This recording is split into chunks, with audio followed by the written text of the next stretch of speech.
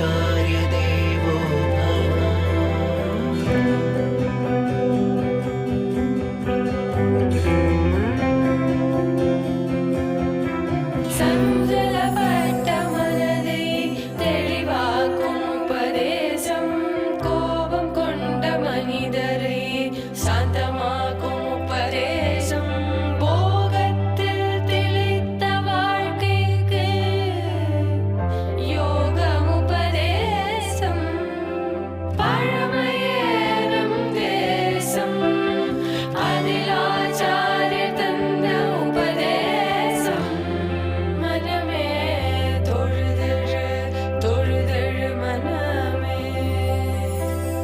मातृदेवो भव पितृदेवो भव आचार्य देवो भव.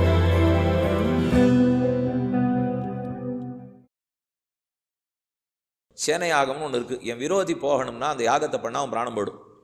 இது சேனையாகம். உண்மைதானே? வேதத்தில் சொன்னது தானே? இதுக்குன்னு உடனே ராமானுஜரோ ஆதிசங்கர் பகவத்பாதரோ நம்ம விரோதியை ஒழிச்சாகணும் சேனையாகத்தை பண்ணுன்னு ஆரம்பிப்பாளா? ஆரம்பிக்க மாட்டா.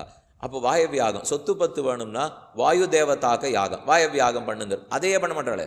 ஏன்னா அவளுக்கு தேவையில்லையோ இல்லையோ. அப்போது ஜோதிஷ்டோம யோகம் பண்ணால் சொர்க்கத்துக்கு போகலாங்கிறது பண்ணுவாளா? பண்ண மாட்டார்களோ இல்லையோ.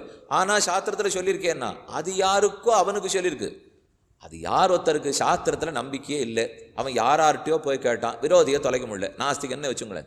அவனுக்கு கடைசியில் ஒரு வேதாத்தியானம் பண்ணவரை சந்தித்தான். அவரை பார்த்து, எனக்கு இந்த ஆஸ்திகத்திலலாம் நம்பிக்கையே கிடையாது, இப்போ பகவான்கிட்ட நம்பிக்கை இல்லை, என் விரோதி ரொம்ப படுத்துகிறான், அவன் போகிறதுக்கு ஏதோ உம்மகிட்ட வழி இருக்காமே அப்படின்னு வந்து கேட்டான். ஆமாம் சேனையாகம் பண்ணால் விரோதி போயிடுவேன்னார். போயிட்டான். சேனையாகமும் பண்ணால் விரோதியும் போயிட்டோடனே நம்பிக்கை வந்துடுத்து அவனுக்கு. அப்போ யாருக்கு வேதத்திலேயே நம்பிக்கை இல்லையோ அவனுக்கு நம்பி உள்ளே கொண்டு வருவதற்காக சேனையாகம் சொல்லியிருந்தா, வேதத்தை முழுவதும் கற்று பரமபக்தனாக இருக்கிற ஒருத்தர் சேனையாகம் பண்ணி விரோதியை போகுவேன்னு ஆரம்பிக்க முடியுமா? அதனால் இன்னன்னாருக்கு இன்னன்னதுன்னு வகுத்து விட்டுருக்கார் கண்ணன். அதைத்தான் அவாவா பிடிச்சிக்கணும். அப்போ கீதையில் சொன்னது எல்லாருக்கும் தேவதைகள் ஆராதனை பண்ணணும், பொது, நமக்கும் பொது. ஆனால் கோகுலத்தில் அதெல்லாம் கிடையாது, கோவர்தனத்துக்கு தான் பண்ணணும், எனக்கு தான் பண்ணணும்னு சொன்னது அந்தரங்கர்களான பரமபக்தர்களான கோபிகைகளுக்கு, அங்கே இருக்கக்கூடிய கோபர்களுக்கு. அதனால் இதில் எந்த முரண்பாடும் இல்லை. தேவதா ஆராதனமும் பண்ணணும், ஆனால் பகவானுக்கு சரீரம் என்கிற புரிதலோடே நாம் செய்ய வேண்டும். கண்ணனே சொல்கிறார், அனன்யா சிந்தையந்தோ மாம் ஏஜனா பர்யுபாசத்தே தேஷாம் நித்யாபியுக்தானாம் யோகக்ஷேமம் வகாமியகம். மற்ற தேவதைகளை ஆராதிக்காமல் என்னையே ஆராதிப்பாய். அனன்யா சிந்தையந்தோ மாம், அந்நனை நினைக்காதே, என்னையே நினை. இதையும் சொல்கிறார், ஏ பியன்ன தேவதா பக்தாக பஜந்தி அவிதிபூர்வகம். வேறொரு தேவதை இவன் ஆசிரியித்தா கூட அவனு என்னத்தான் ஆசிரிக்கிறான் அர்ஜுனா. ஆனால் என்ன அனுட்டுனால், வேற தேவத்தை ஆராதித்தாலும் இந்த தேவதைகளெல்லாம் கண்ணனுக்கு திருமேனியாக இருக்கிறதுனாலே நாம் பண்ணுற பூஜையெல்லாம் அவனைத்தான் கிட்டும்னு தெரியாமல் பண்ணிட்டு இருக்காங்கிறார். அது தெரிஞ்சு பண்ணுறது ஒரு கோட்டி, தெரியாமல் பண்ணுறது ஒரு கோட்டி. ஆனால் உண்மை அதுதானே. இப்போ எனக்கு தெரியறதோ இல்லையோ அதான் உண்மை.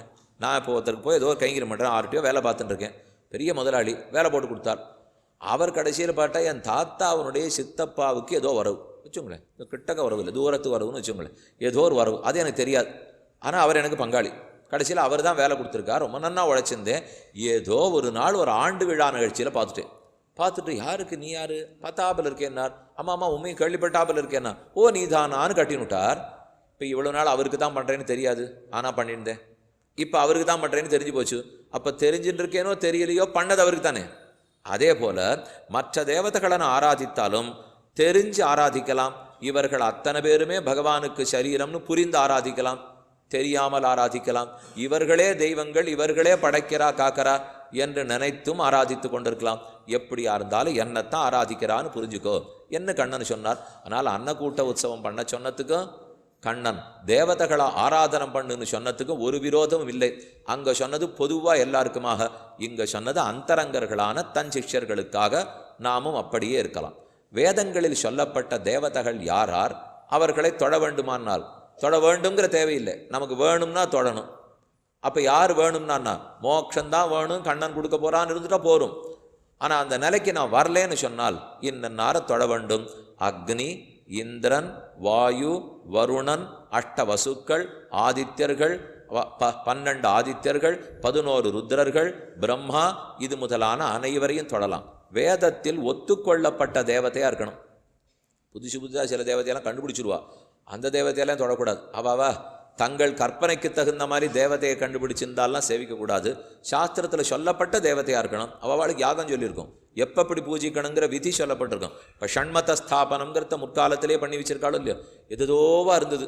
ஆதிசங்கர பகவத்பாதர் காலத்திலே இந்த 6 மதங்கள் வேதத்தில் சொல்லப்பட்ட மதங்கள்.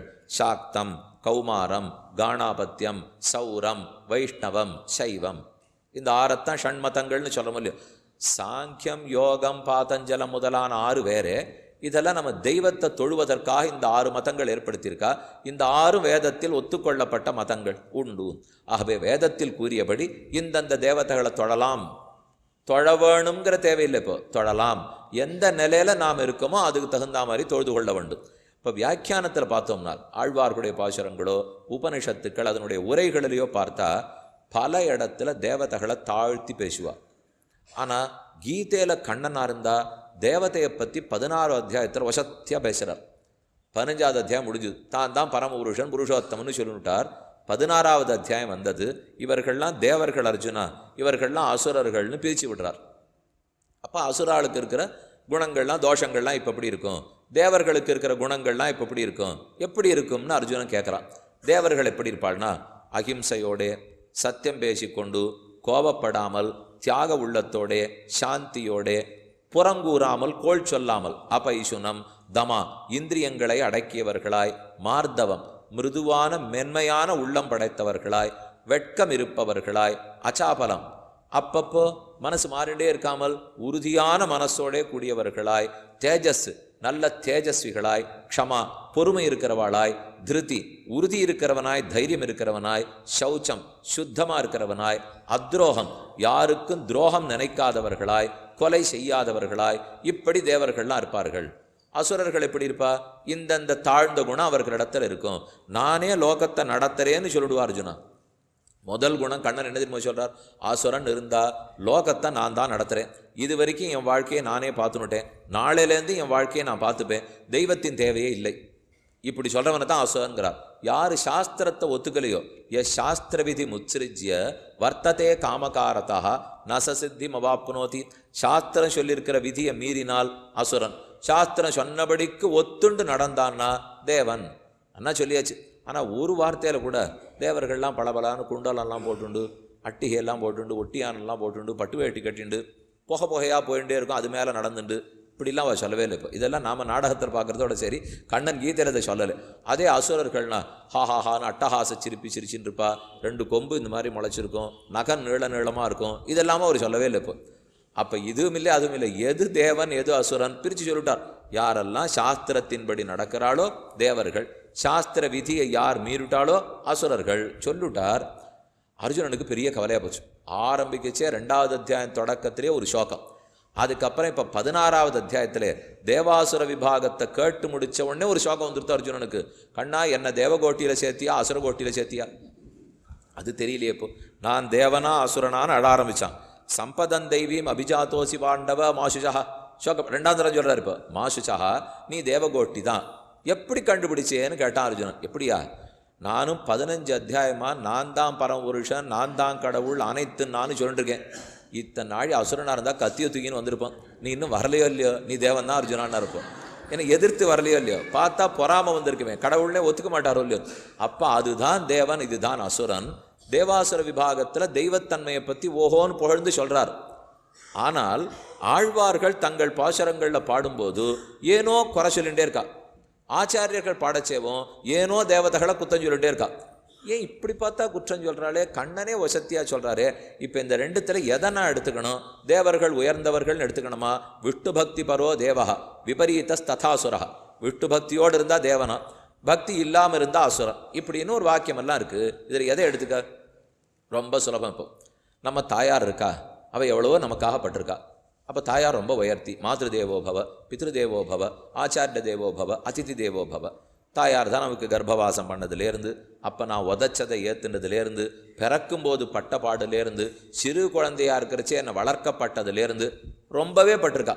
ஆகவே மற்ற 6 இடத்துலையும் இல்லைன்னாலும் தாயார் இடத்துல பக்தியோடு இரு, முதல்ல தாயை தெய்வமாக கொண்டுக்கோ சொல்லிடுது. அதே கூடவே என்ன சொல்கிறார், அதுக்குன்னு பெற்ற தாய தெய்வம்னு சொன்னதுக்காக அவளோட நிறுத்தியுள்ளான்னு நினைக்காதே.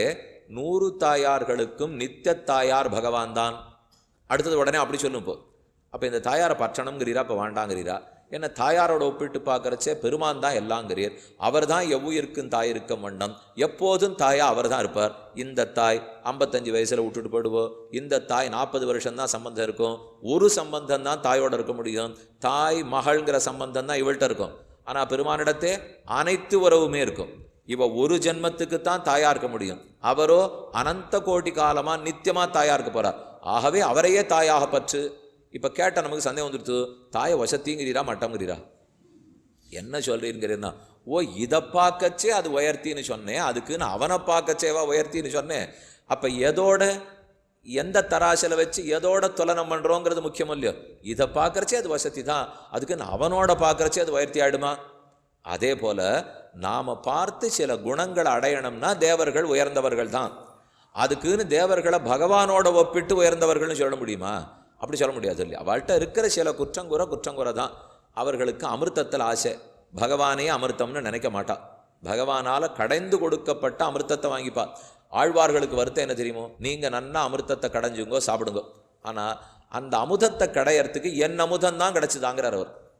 ஆழ்வாருடைய அமுதம் 6ஆம் அமுதம்ங்கிற பெருமாள். அவருக்கு 6ஆம் அமுதன்னு திருக்குடந்தை கும்பகோண பெருமாளுக்கு பேரோ இல்லையோ. அப்போ என் 6ஆம் அமுதம் கும்பகோண பெருமாள். அவர் தான் அமுதம் கடைஞ்சி கொடுத்துருக்கார்.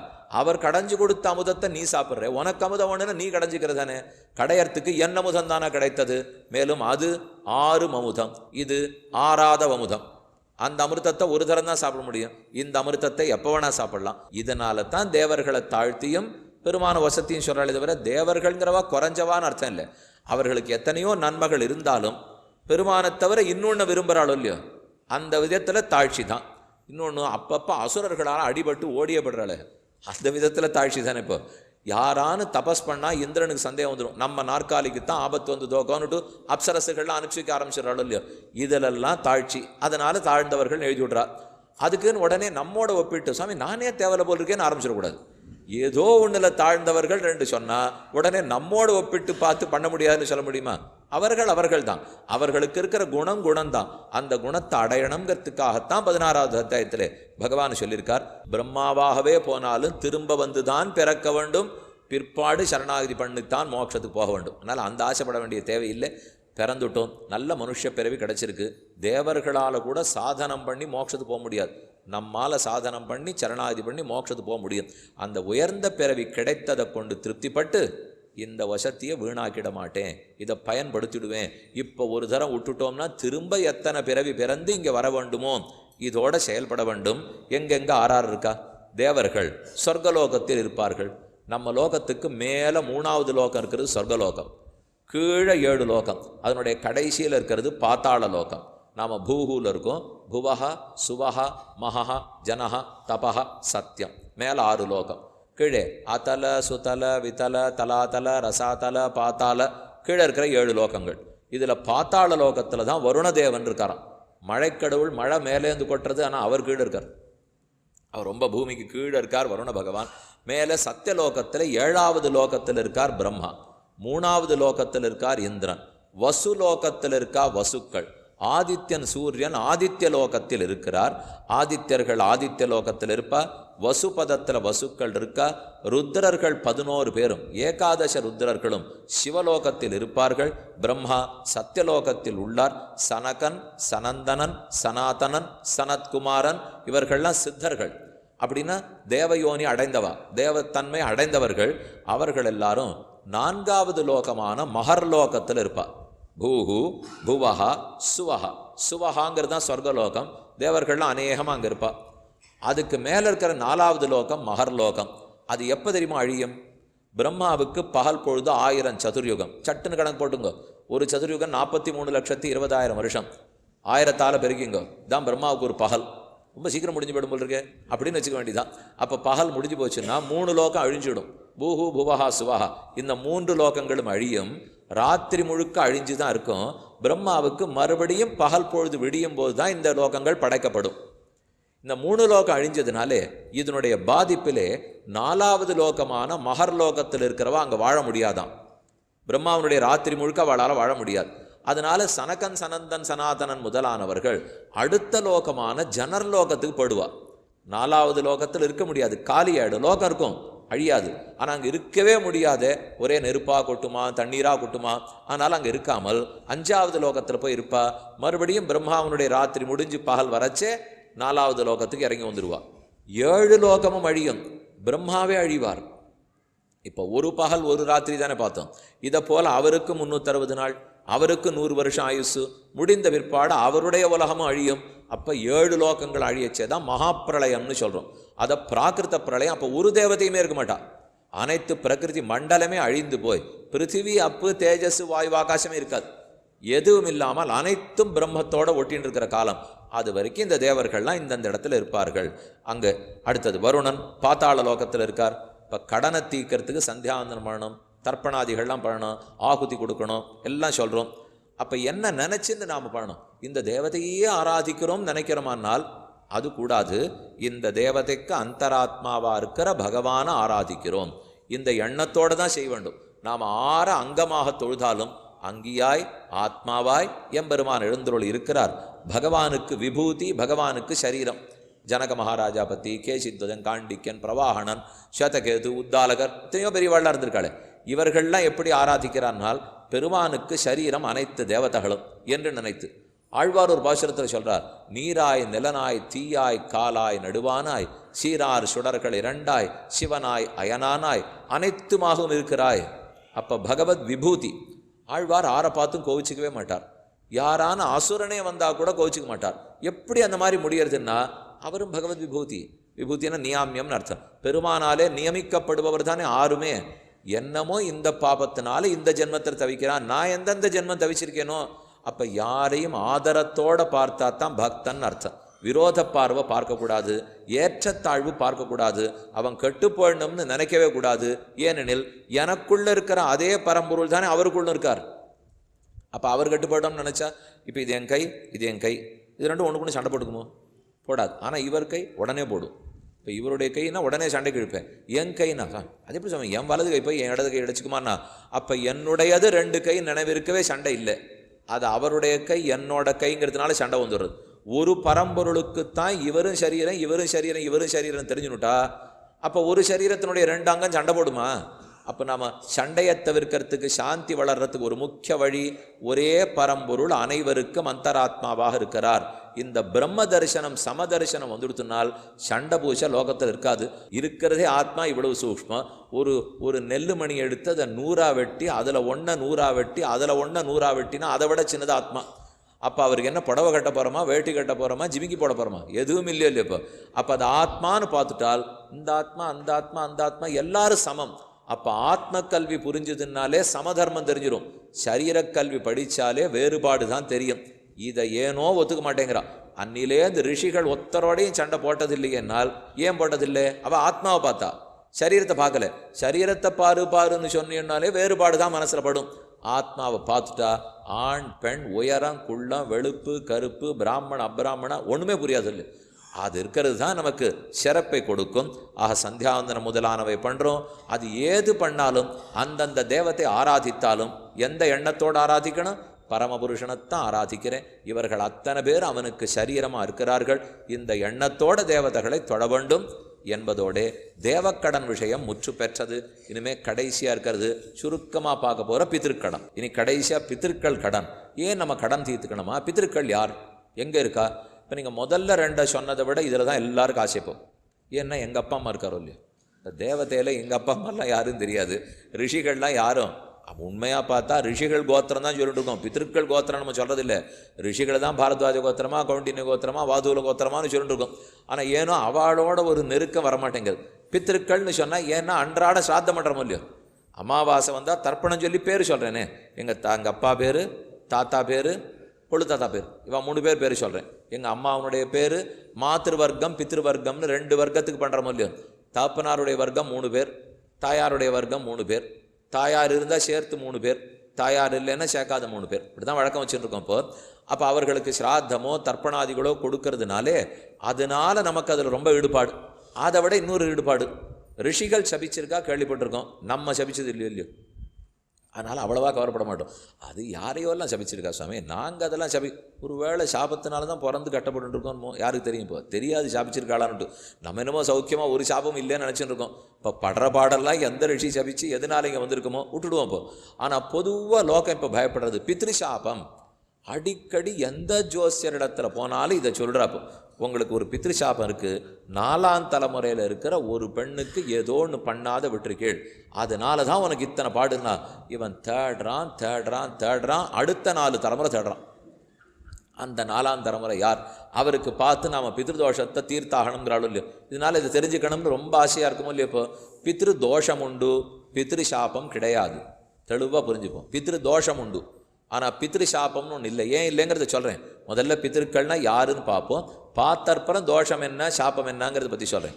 பித்ருக்கள்னா அடியனுடைய தகப்பனார், அவருடைய தகப்பனார், அவருடைய தந்தையார், அவருடைய தந்தையார், அவருடைய தந்தையார், அவருடைய தந்தையார்.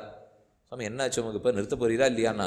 அத்தனை தூரம் சொன்னால் எல்லாரும் பித்திருக்கள். அதுக்காக சொன்னேன். இப்போ பிதா பிதா பிதா பிதா தந்தே தந்தே தந்தே, இத்தனை பேரும் பித்திருக்கள். பெரியாழ்வார் ஒரு பாசுரத்தில் சாதித்தார், எந்த தந்த தந்ததம் மூத்தப்பன் ஏழ்படிகால் தொடங்கி வந்து வழிவழி ஆட்செய்கின்றோன் திருவோண திருவரியர் அந்தியம்போதில் அறியுருவாகி அரியழித்தவனைன்னு பாசுரம்.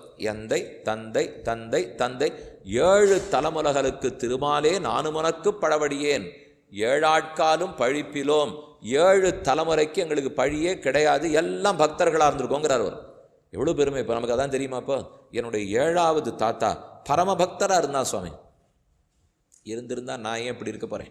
அவர் பரமபக்தராக இருந்திருந்தால் நான் ஒழுங்காக பிறந்திருக்க மாட்டேன்னா? நான் எப்போ இப்படி இருக்கேனோ இப்போவே அவர் ஒருவேளை பக்தராக இல்லையோன்னு சந்தேகம் வந்துடும். அப்போ 7 தலைமுறைக்கும் எத்தனை தலைமையாக இருந்தாலும் எற்றைக்கும் 7 பிறவிக்கும் ஆண்டாள் பாசுரமும் இல்லையோ. அப்போ தந்தை தந்தை தந்தை தந்தை எல்லாரும் இது தந்தை வர்க்கம். அதே போல் அடுத்த பக்கத்தில் நம்முடைய முன்னோர்கள் இவா எல்லாரும் பித்திருக்கள், மாதா தாயார். அதே மாதிரி இந்த பக்கம் பிதாமகி, எங்கள் தாப்பனாருடைய மனைவி தாயார் என பெத்தவ. தாத்தாவனுடைய மனைவி பிதாமகி, தாத்தாவனுடைய தந்தைக்கு மனைவி பிரபிதாமகி, அவருடைய தந்தைக்கு மனைவி பிது பிரபிதாமகி. இப்படி மாதா பிதாமகி பிது பிரபிதாமகி பிது பிரபிதாமகி பிரபிதாமகி, மேலே மேலே இருக்கிற பாட்டிகள்லாம் இந்த பக்கம். இவர்கள்லாம் பித்திருக்கள், ஆண் பெண் 2 பேரும் பித்திருக்கள். அதே போல் தாயார் பக்கம், தாயாருக்கு தந்தை தாயார், அவருக்கு தந்தை தாயார், அவருக்கு தந்தை தாயார். அப்போ என்ன சொல்லியிருக்கணும்னா இவள் எல்லாரையும் மாத்திருக்கள்னு சொல்லியிருக்கணும். ஆனால் அப்படி சொல்கிறதில்ல சாஸ்திரம். இப்போ பித்திருக்கள்னு இவர்களை சொல்லியிருந்தா மாத்திருக்கள்னு அவளை சொல்லியிருக்கணும் இல்லையோ. மாத்திரு வர்க்கம்னு சொல்லுவா, பித்திரு வர்க்கம்னு சொல்லுவா. ஆனால் சேரப்பிடித்து சொல்லச்சே பித்திருக்கள்னு தான் சொல்லிட்டுருக்கோம். இப்போ ஏன்னு பார்ப்போம். ஒரு ஸ்லோகம் காளிதாசனது நீங்கள் கேள்விப்பட்டிருப்பீள். வாகர்த்தாவிவ சம்பிருக்தவ் வாகர்த்த பிரதிபத்தையே ஜெகத பிதரவ் வந்தே பார்வதி பரமேஸ்வரவ்னு ஸ்லோகம். அடிக்கடி இந்த ஸ்லோகம் எல்லாரும் கேள்விப்பட்டிருப்போம். வாகர்த்தாவிவ சம்பிருக்தவ், வாக்கும் சொல்லும் பொருளும், வாக்கு அர்த்தம் சொல்லும் பொருளும், சொல்லும் பொருளும் எப்படி விட்டு பிரியாது சேர்ந்திருக்குமோ அதே போல பரமசிவனாரும் பார்வதி தேவியும் விட்டு பிரியாமல் இருக்கிறார்கள். அவர்களை வணங்குகிறேன்னு காளிதாசன் சொல்லிட்டு வாகர்த்தாவிவ சம்பிருக்தவ் வாகர்த்த பிரதிபத்தையே ஜெகத பிதரவ் வந்தே பார்வதி பரமேஸ்வரவ்.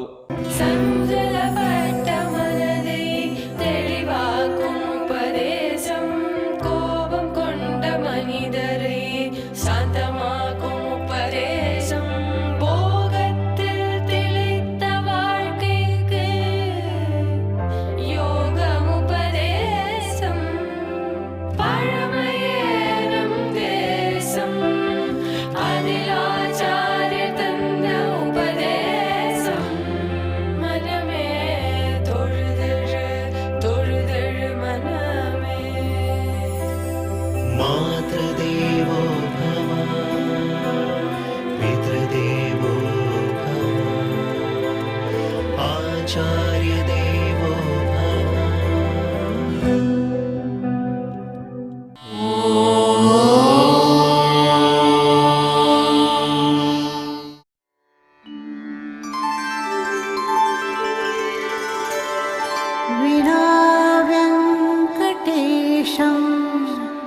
ननाथो ननाथः सदा वेङ्कटेशं स्मरामि स्मरामि. हरे वेङ्कटेश प्रसीद प्रसीद प्रियं वेङ्कटेश प्रयच्छ प्रयच्छ